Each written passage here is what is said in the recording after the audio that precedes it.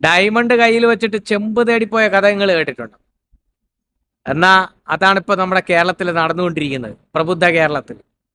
അതെ, നല്ല pure diamond, നല്ല എ ക്ലാസ് പ്യുവർ ഡയമണ്ട് ആയിരുന്നു കേരളത്തിൽ ഉണ്ടായിരുന്നത്.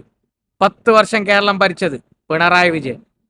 ചിലർക്ക് രാഷ്ട്രീയപരമായിട്ടൊക്കെ അയാളെ ഇപ്പോഴും തെറി വിളിക്കും, കുറ്റം പറയുകയൊക്കെ ചെയ്യുമെങ്കിലും ഇപ്പോഴ് കേരളത്തിലെ ജനമനസ്സ് ഒന്നടങ്കം പറയുകയാണ് നമ്മൾ കാണിച്ച മണ്ടത്തരാണ്. ചേഞ്ച് വേണം അത്രേ, ചേഞ്ച്. കണ്ടില്ലേ ചേഞ്ച്? 4-ാം തീയതി ഇലക്ഷന്റെ റിസൾട്ട് വന്ന് ഇന്ന് ഡേറ്റ് 11.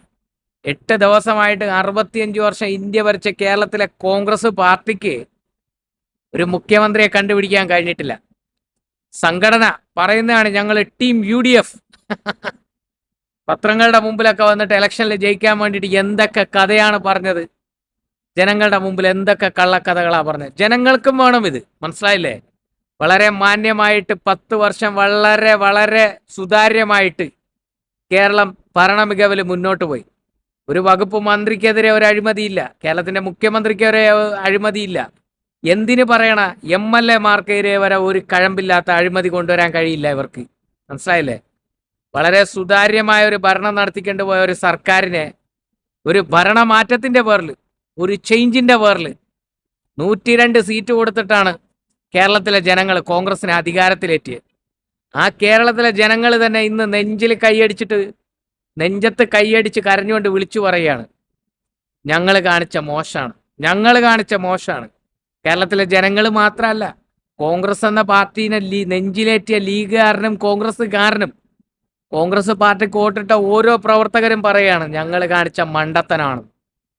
അതെ, മണ്ടത്തനം തന്നെയാണ് നിങ്ങൾ കാണിച്ചത്. നല്ല പ്യുവർ ഡയമണ്ട് കയ്യിലുണ്ടായിരുന്നത്, മനസ്സിലായില്ലേ? നിങ്ങൾക്കൊക്കെ തോന്നുന്നുണ്ടോ ഏതെങ്കിലും കോൺഗ്രസിന്റെ മുഖ്യമന്ത്രി കേരളത്തിൽ ഉണ്ടായിരുന്നെങ്കിൽ ഹോഗിയും നിപ്പായും കൊറോണയും എന്തിനു പറയുന്നത്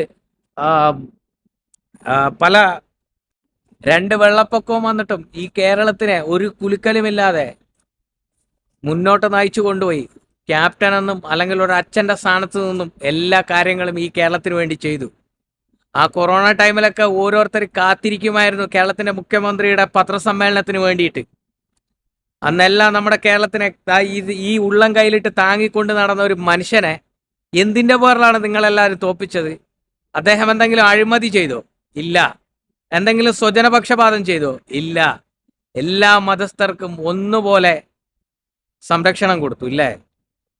കേരളത്തിലെ മുസ്ലിങ്ങളടക്കം കുറെ ന്യൂനപക്ഷങ്ങളടക്കം കേരളത്തിന്റെ മുഖ്യമന്ത്രിയെ ഒരു വിഷയത്തിൽ ഭയങ്കരമായിട്ട് ഏറ്റുപിടിച്ച് വാഴ്ത്തി. ഏതെന്നറിയോ?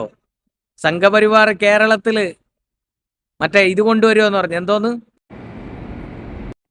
പൗരത്വ ഭേദഗതി ബില്ല്. ആ ബില്ല് കൊണ്ടുവന്നപ്പം 4ആയിട്ട് ചവിട്ടുകുട്ടയിൽ വലിച്ചെറിഞ്ഞിട്ട് നിയമസഭയിൽ മന്ത്രിയോഗം പാസ്സാക്കിയിട്ട് ഇത് എന്റെ കേരളത്തിൽ നടപ്പിലാക്കില്ല എന്ന് പറഞ്ഞ മുഖ്യമന്ത്രിയുടെ പേരാണ് പിണറായി വിജയൻ. മനസ്സിലായ? അതിനുശേഷമാണ് കേരളത്തിൽ, അതായത് ഇന്ത്യയിൽ കോൺഗ്രസ് ഭരിക്കുന്ന സംസ്ഥാനങ്ങൾ ആ ബില്ല് പാസ്സാക്കിയത്.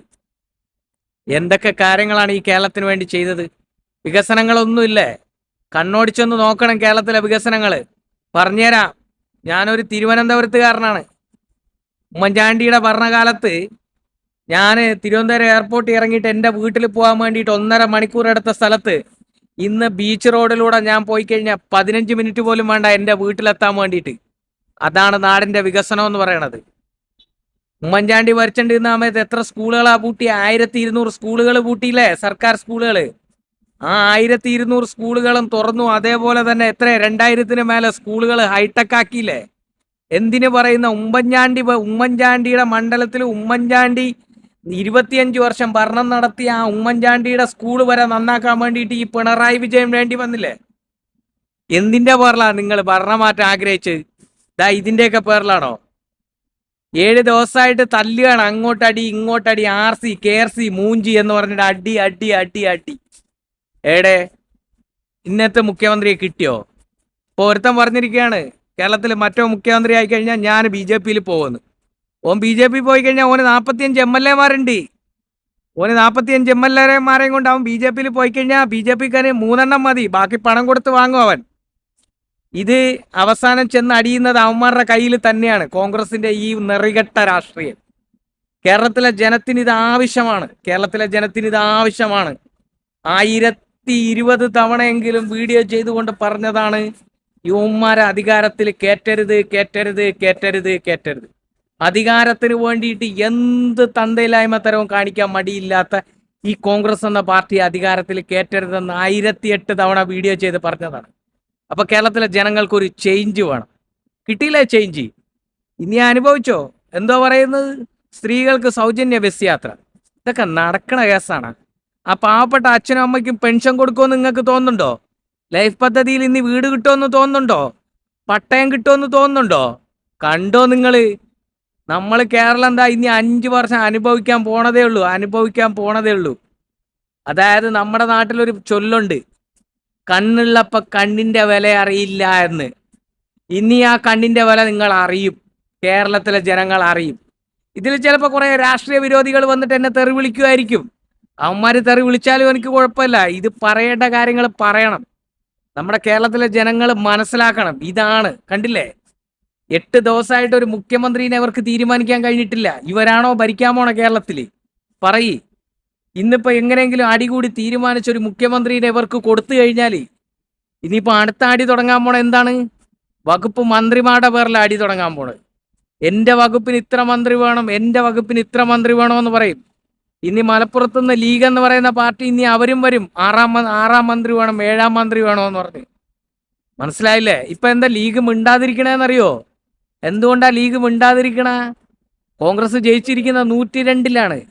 ലീഗില്ലെങ്കിലും കോൺഗ്രസിന് ഒറ്റയ്ക്ക് ഭരണം കിട്ടും, അല്ലെങ്കിൽ ഭരിക്കാൻ പറ്റും എന്നുള്ള സാധാരണ നിലയിൽ എത്തിയത് കൊണ്ടാണ് ലീഗുകാരന്മാരടക്കം മിണ്ടാതിരിക്കണം. എന്താ മിണ്ടിക്കഴിഞ്ഞാൽ നിങ്ങൾ പൊയ്ക്കോയോ?